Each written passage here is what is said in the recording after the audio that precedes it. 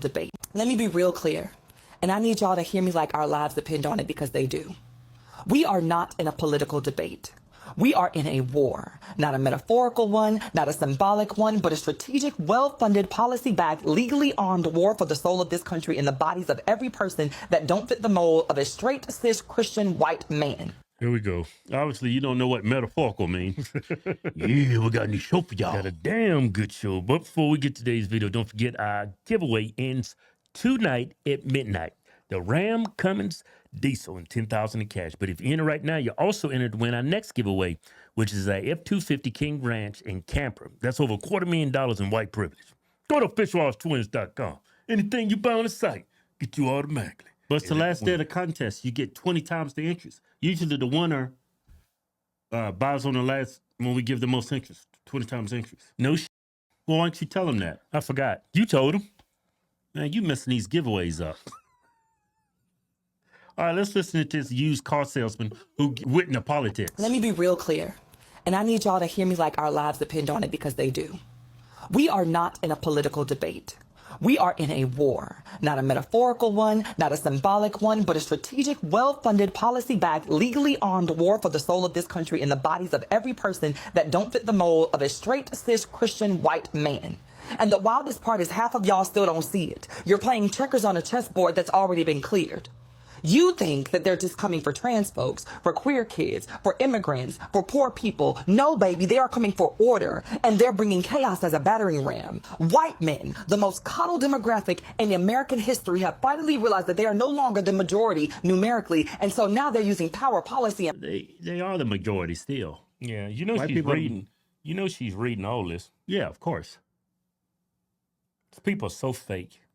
platforms to cling to what they can't reclaim, which is control. They've decided that they can't run the show, and so they'll burn the whole damn theater down. And the gag is they told us.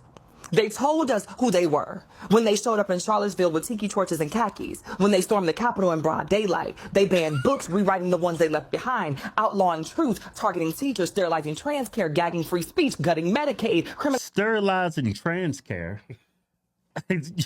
Sterilizing trans care. Okay, so they're blocking trans care for like kids, pushing it on kids, which is the common sense thing to do. Yeah. criminalizing being poor, being black, being alive. And while they are criminalizing poor people and being black. I didn't see any legislation get passed in Congress criminalizing poor people and black folks. Oh, isn't that just another metaphor? passing laws, we're posting memes. Y'all keep waiting for the moment to get bad enough. The moment was Roe. The moment was George Floyd. The moment was Post. The moment was Trayvon, was Uvalid, was Obergefell being threatened. It was Tennessee banning drag. It was Florida erasing history. It was Texas legalizing bounty hunts on uteruses. It was Alabama. I can't. This lady is nuts. Yeah, she's like a used car salesman and went into politics. And she talks metaphorically in whatever she says. She can't just have a literal conversation and go over the literal facts of what's going on in this country. Yeah. So she talks in metaphors. It's sensationalized. It's hyperbolic. Yeah. Writing segregation back into the books with a fresh coat of Christian nationalism. It was Trump staying quiet and screaming at the same time. And it was us arguing over which identity would lead the resistance while the fascists were halfway through their takeover. I am not here to play with y'all. Yeah, you are. I am not here to say vote. And that I hope that you remember to vote in November. I am here to say mobilize or get mowed the down. Because while we're dissecting microaggressions, they're orchestrating genocide in suits and ties. And if that feels extreme to say, then you haven't been paying attention. This country is on fire, and instead of water, most of y'all brought vibes. White supremacy doesn't need a new plan. It's using the same playbook that it always had. Divide, distract, dominate. And what are we doing? Sitting in silos playing the oppression Olympics, letting respectability politics babysit our rage. And that ends today. I don't care if you're gay, bi, trans, poor, disabled, undocumented, formerly incarcerated, fat, femme, sex working, devout, disillusioned, or just trying to make it through the next week. If you are not white, cis, straight, or Christian and a man with inherited wealth or generational impunity, you are on the list. And if you think for 1 second that aligning yourself with whiteness, with maleness, with neutrality will save you, baby, you are building the gallows with your silence. So let's get honest. You want to know why they're winning? It's because they unify in fear. You want to know they're winning because they're common sense. Yeah. They're not clowns like you. I've aligned with whiteness, and I'm doing just fine. See, If it ain't white, it isn't right. what? If it ain't white, it isn't right. Black people, y'all proving that over and over again. You're proving it right now. They need to ban black women from getting teleprompters. Hey, you know what's crazy? They Because said their this- creative imagination, their creative thinking, they can write very well. But they're no common sense. Yeah, so that- whatever they write, it's very dangerous. well, their logic is flawed. Yeah. This is the most, just a reminder, this is what the Democrats said after Kamala lost the election. The black woman, the most educated vote block.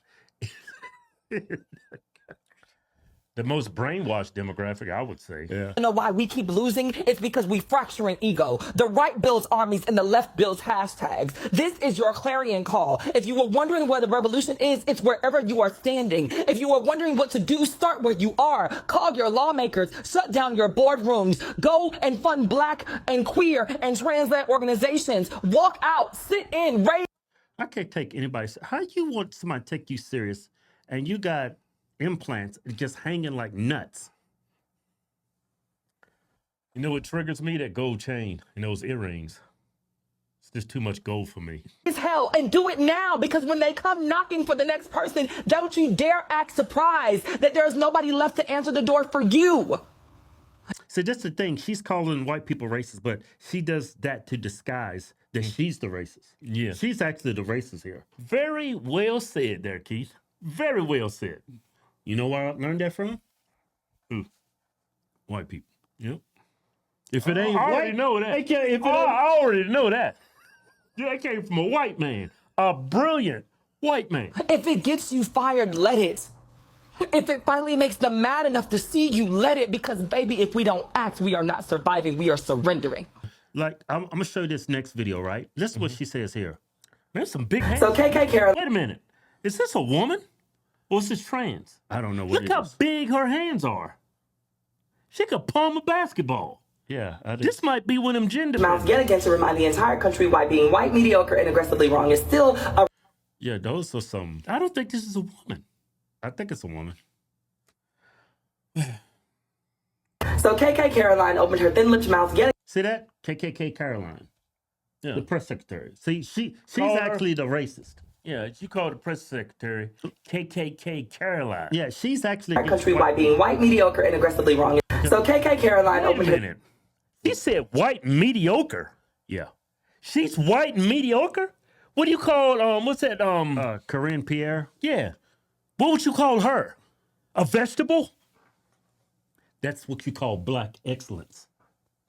So KK Caroline opened her thin-lipped mouth yet again to remind the entire country why being white, mediocre, and aggressively wrong is still a resume booster in this Republican politics. This baby bigot with a blowout had the audacity, the unwashed, unmoisturized nerve to call a black woman reporter's question stupid. Not just I'm gonna show you the video of what she's Man, she's referencing. trying to present herself as being this highly intelligent woman when she scripted everything and Yeah. all of it's hyperbolic and partisan. Yeah, but she's you saw she's mocking her thin lips.